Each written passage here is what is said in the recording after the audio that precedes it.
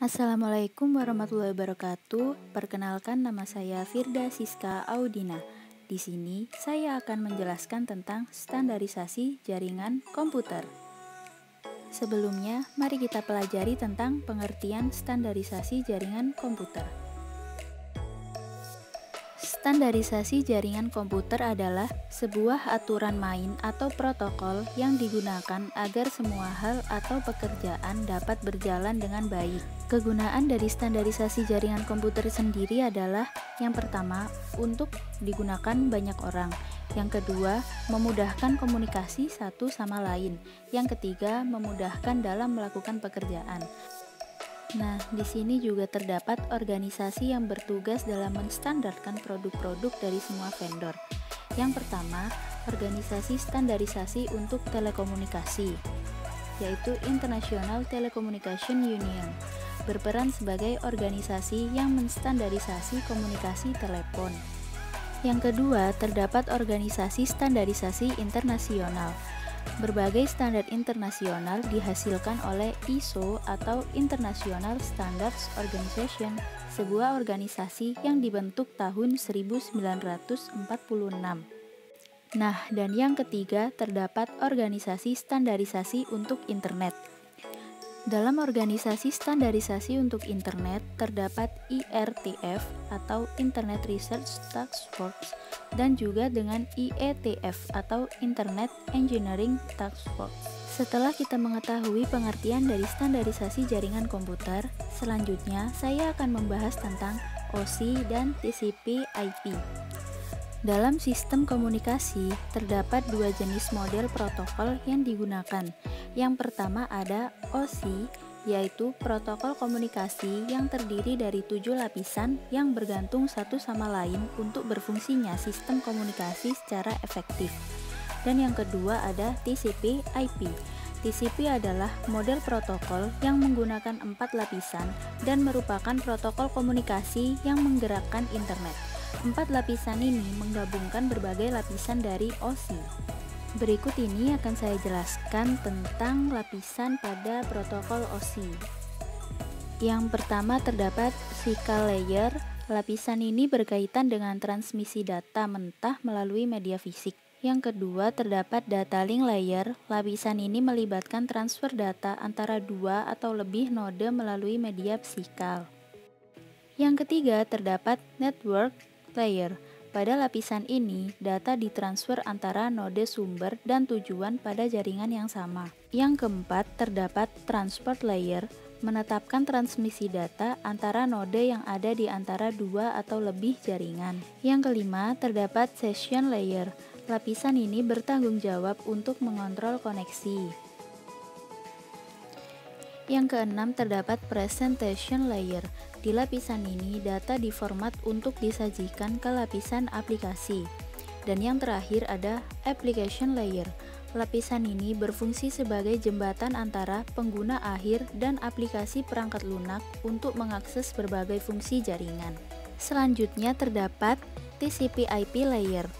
TCP/IP ini memiliki 4 layer. Yang pertama ada network access. Ini menggabungkan lapisan fisik dan tautan data dari model OSI dan menetapkan pemindahan data antara host di jaringan yang sama. Yang kedua terdapat internet layer. Layer ini menggabungkan tautan data dan lapisan jaringan dari model OSI, memungkinkan untuk komunikasi antara beberapa jaringan, sehingga membentuk internet working atau internet. Yang ketiga terdapat transport layer. Lapisan ini memungkinkan data untuk dikirim antara host di jaringan yang sama atau jaringan yang berbeda. Dan yang terakhir ada application layer. Lapisan ini menggabungkan sesi, presentasi, dan lapisan aplikasi model OSI. Lapisan ini bertanggung jawab untuk menyediakan saluran untuk interaksi antara aplikasi perangkat lunak dan pengguna akhir. Nah, bisa dilihat dari gambar tersebut bahwa terdapat protokol di setiap layernya. Berikut ini akan saya jelaskan tentang protokol yang bekerja di OSI layer. Yang pertama, di physical layer terdapat protokol yaitu berupa kabel kategori twisted pair tembaga yang sering disebut dengan kabel Ethernet karena sering digunakan hanya untuk Ethernet. Yang kedua, pada data link layer terdapat Ethernet protokol yang digunakan melalui kabel twisted pair tembaga dan digunakan dalam LAN atau Local Area Network. Yang ketiga, pada network layer terdapat IP, yaitu mekanisme transmisi yang digunakan untuk mentransportasikan data dalam paket yang disebut datagram. Yang keempat, pada transport layer terdapat protokol TCP, yaitu protokol yang menyediakan layanan penuh pada lapisan transport untuk aplikasi. Selanjutnya, saya akan menjelaskan tentang UDP dan TCP. UDP adalah jenis protokol internet yang memungkinkan sebuah perangkat lunak pada komputer bisa mengirimkan pesan ke komputer lain melalui jaringan tanpa perlu ada komunikasi awal. Dan TCP adalah bagian inti penting dari Internet Protocol. Nah, pada tabel tersebut telah disajikan perbedaan antara TCP dan UDP. Perbedaan yang pertama yaitu TCP beroperasi berdasarkan koneksi dan UDP tidak beroperasi berdasarkan koneksi. Yang kedua, di TCP terdapat jaminan pengiriman serta penerimaan data reliable dan teratur. Sedangkan di UDP tidak ada jaminan pengiriman serta penerimaan data. Yang ketiga, TCP secara otomatis memecah data ke dalam paket-paket, sedangkan UDP memecah data ke dalam paket-paket secara manual. Yang keempat, TCP berurutan dalam mengirim pesan, sedangkan UDP tidak berurutan dalam mengirim pesan. Dan yang kelima, TCP mudah digunakan transfer paket data seperti menulis dan membaca file. Sedangkan pada UDP, jika paket data hilang, perlu dicari kesalahannya dan perlu mengirim data ulang.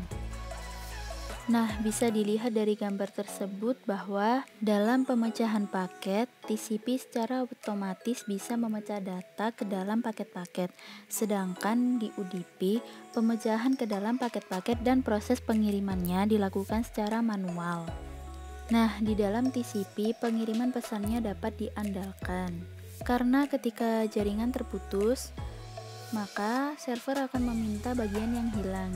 Jadi tidak akan perlu khawatir terdapat data yang korup ketika mentransfer sebuah data. Sedangkan jika kita bandingkan dengan UDP, di UDP pengiriman pesannya tidak dapat diandalkan. Karena di UDP kita tidak akan tahu apakah sudah terkirim atau belum pesan tersebut, sehingga terdapat kemungkinan terjadinya data yang korup. Nah, pada protokol TCP, pengiriman pesannya hanya bisa secara unicast, yaitu one by one, satu ke satu. Sedangkan pada protokol UDP, pengiriman pesannya bisa secara unicast, multicast, dan broadcast. Contoh aplikasi dari protokol TCP yaitu email dan web browsing. Selanjutnya, saya akan membahas tentang network protocol. Yang pertama terdapat Serial Line Internet Protocol, yang kedua terdapat Simple Mail Transfer Protocol, yang ketiga Hypertext Transfer Protocol, yang keempat Telecommunication Network, yang kelima File Transfer Protocol, yang keenam Lightweight Directory Access Protocol, yang ketujuh Secure Socket Layer, yang kedelapan ada Secure Shell, yang kesembilan Post Office Protocol, yang kesepuluh Internet Message Access Protocol, yang kesebelas Internet Control Message Protocol, yang ke-12 Point-to-Point Protocol, yang ke-13 Domain Name System, dan yang ke-14 adalah HTTPS. Nah, berikut ini ada well-known port atau reserved port, yaitu dengan nomor port 0 hingga 1023 dicadangkan untuk layanan istimewa dan ditetapkan sebagai reserved port. Reserved port ini merupakan port standar atau port umum yang sudah ditetapkan oleh IANA atau Internet Assignment Number Authority dan hanya bisa diakses oleh sistem account atau root account. Bisa dilihat pada tabel di bawah ini port number beserta protokol dan aplikasinya. Nah, yang terakhir saya akan membahas tentang registered port dengan nomor port 1024 sampai 49151. Register port ini dapat diakses oleh program dengan program aplikasi yang digunakan oleh user akun biasa. Di tabel tersebut terdapat port number beserta protokol dan aplikasinya. Cukup sekian penjelasan dari saya. Mohon maaf jika ada salah kata. Wassalamualaikum warahmatullahi wabarakatuh.